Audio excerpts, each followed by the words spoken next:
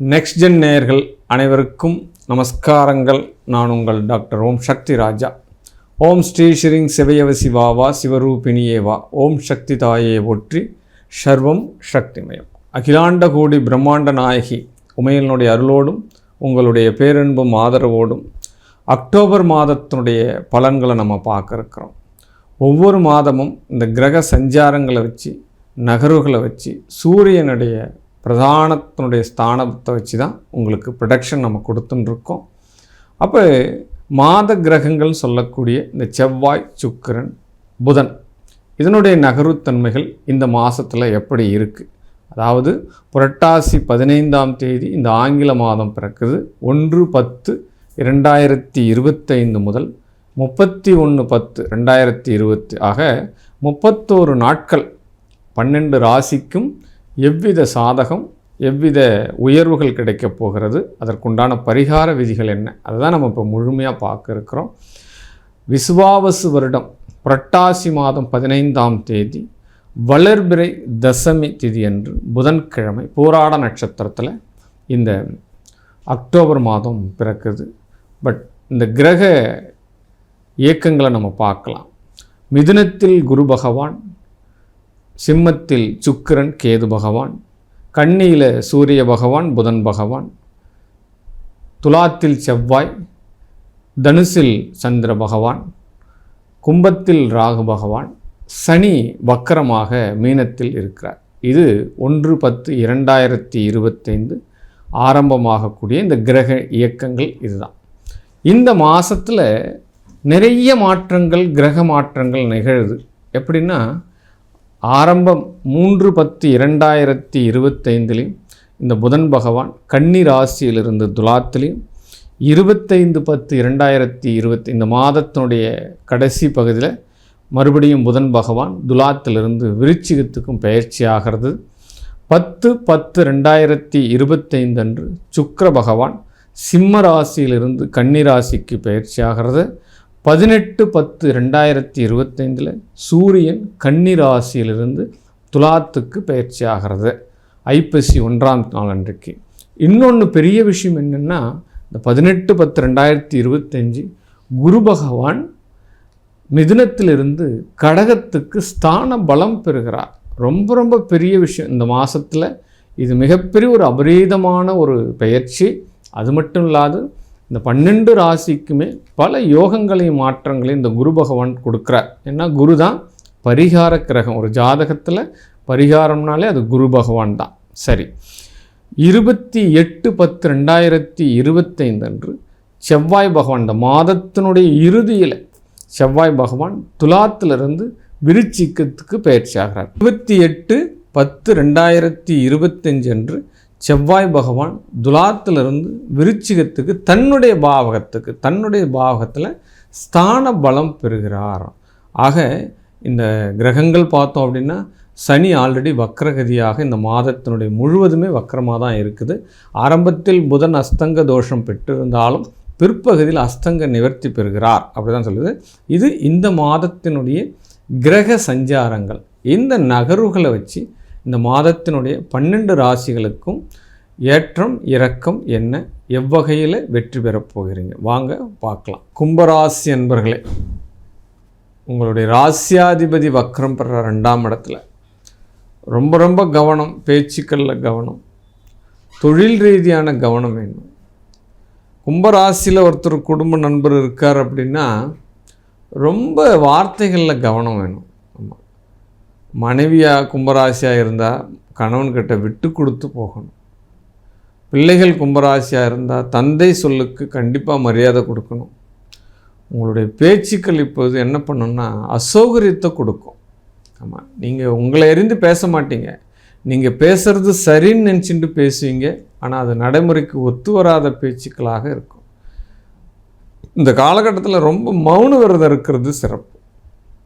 வாரத்தில் ஒரு நாள், மாதத்தில் ஒரு நாளாவது நீங்கள் என்ன பண்ணணும்னா மௌன விரதம் இருக்கணும். இந்த வக்கர நிலைகள்லாம் மாறும் பொழுது 6ஆம் இடத்துக்கு குரு போகிறார், ஸ்தான பலம் பெறுகிறார். 6ஆம் இடம் 8ஆம் இடம் பலம் பெறுகிறது அப்படின்னா அப்போ தான் அவனுடைய தன்மையே அவங்களுக்கு தெரியும்.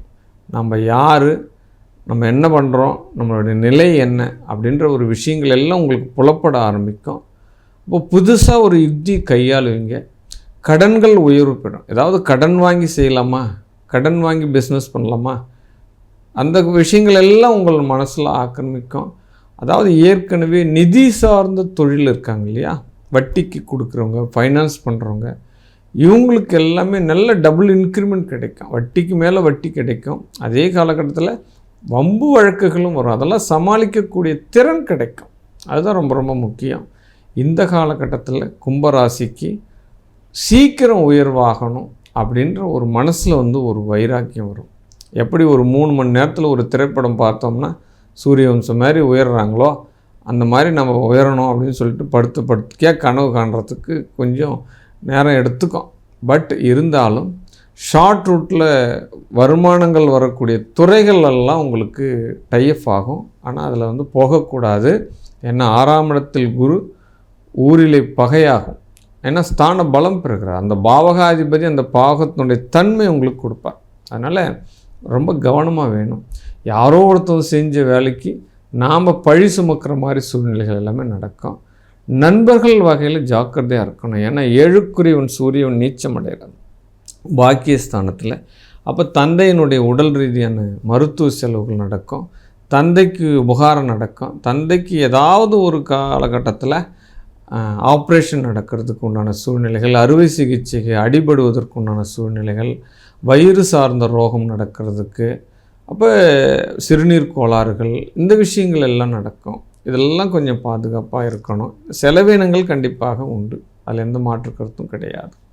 ஆமாம், இந்த காலகட்டத்தில் ஏதாவது பயணம் பண்ணுறீங்க அப்படின்னா ரொம்ப கவனமாக பண்ணணும்.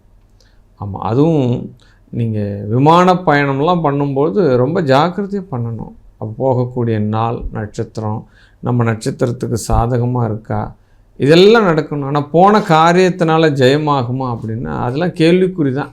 ரொம்ப அலைச்சல் உண்டாகும். தொழில் ரீதியான அலைச்சல் உண்டாகும். எவ்வளோ நம்ம அலைச்சல் படுறோமோ அவ்வளோக்கு அவ்வளோ நம்மளுக்கு வருமானங்கள் வந்தால் நம்ம திருப்தி அடைஞ்சிருவோம். வருமானத்துக்கும் செலவுக்கும் நிகராக இருக்கும் இந்த மாதத்தில். இருந்தாலும் பிள்ளைகள் கொஞ்சம் செலவு வைக்கிறதுக்கு உண்டான சூழ்நிலைகள் எல்லாமே நடக்கும். டாக்குமெண்ட் சார்ந்த விஷயத்தில் ரொம்ப ரொம்ப கவனமாக வேணும். சொத்துக்கள் சார்ந்த விஷயத்துலையும் கவனப்படுதல் வேணும். விட்டு கொடுத்து செல்லணும். 2வது திருமணத்தில் யோகம் கிடைக்கும். முதல் திருமணம் பண்ணுறவங்க கொஞ்சம் யோசித்து பண்ணணும். முதல் திருமணம் நடக்குது, முதல் பொண்ணு பார்க்குறோம், மாப்பிள்ளை பார்க்குறோம் அப்படின்னா 1க்கு மேற்பட்ட முறை இந்த காலகட்டத்தில், இந்த மாதத்தில் ஜாதகங்கள் சர்ச் பண்ணுறது முதல்ல சிறப்பு.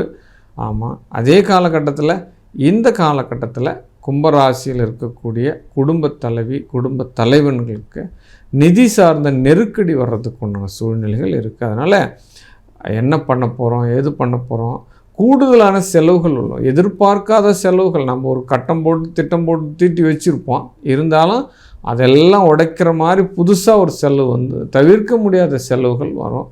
கடன் வாங்கியாவது அந்த செலவுகளை நம்ம செய்ய வேண்டிய சூழ்நிலைகள் எல்லாமே கிடைச்சிடும். கண்டிப்பாக வாகனத்தில் போகும்போது கவனம். புது வீடு கட்டுறவங்க, புது வீடு வாங்குறவங்க இதெல்லாம் கவனமாக வாங்கணும். குறைபாடு உள்ள மனை, வாஸ்து குறைபாடு உள்ள வீடு அமைவதற்கு வாய்ப்புகள் நிறைய உண்டு. இதெல்லாம் கவனமாக இருக்கணும் அப்படின்னு சொல்லப்படுது. அதே காலகட்டத்தில் உங்களுக்கு திடீர் அதிர்ஷ்டங்களும் உண்டு அப்படின்னு சொல்லப்படுது. யாராவது ஒருத்தர் ஒரு பணத்துக்கு 2 பணம் மாத்திரம், ஏன்னா இல்லீகல் பிஸ்னஸ் எல்லாம் உங்களுக்கு டைப் ஆகும். அப்போ புதையல் இருக்குது, லாட்ரி இருக்குது, அமானுஷ்யங்கள் இருக்குது.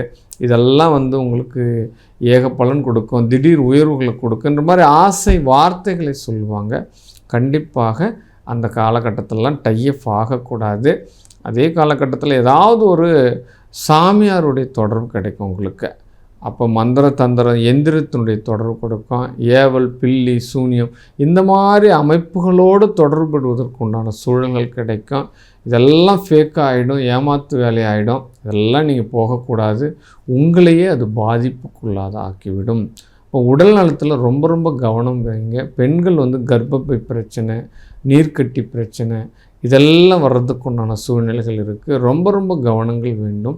கும்பராசிக்காரர்கள் இதெல்லாம் நீங்கள் தாக்கத்திலிருந்து வெளிவரணும் அப்படின்னா மரத்தினுடைய வழிபாடு பண்ணுங்கள். இல்லை மரம் நடுறதுக்கு உண்டான சூழ்நிலையை எடுத்துக்கோங்க. வன்னி மரம், வேப்ப மரம், அரச மரம், ஆலமரம், இந்த மாதிரி மரங்கள் எல்லாமே பார்த்தோம் அப்படின்னா ஒவ்வொரு கோயில்கள்லேயும் மரங்கள் வந்து வழிபாடு பண்ணுறாங்க. இந்த மரங்கள் வந்து சித்த புருஷர்கள் அப்படின்னு பேர். நீங்கள் மரத்தை வழிபடுறது மரமாக நீங்கள் நினைக்கக்கூடாது. ஒவ்வொரு மரத்துலேயும் ஒரு சித்தர் இருக்கார், சித்த புருஷர்கள் இருக்காங்க. அப்போ ஒரு மரத்தை நீங்கள் வழிபாடு பண்ணுறீங்கன்னா சித்தர்களுடைய வழிபாடு பண்ணுவதாக அர்த்தம். அதனால் இந்த கும்பராசினர்கள் இந்த கிரகங்களுடைய சஞ்சாரங்கள்லாம் பார்க்குறச்ச சித்தர்களுடைய வழிபாடு, மரங்களுடைய வழிபாடு உங்களுக்கு வெற்றியை தரும். வாழ்க வாழ்க வாழ்க.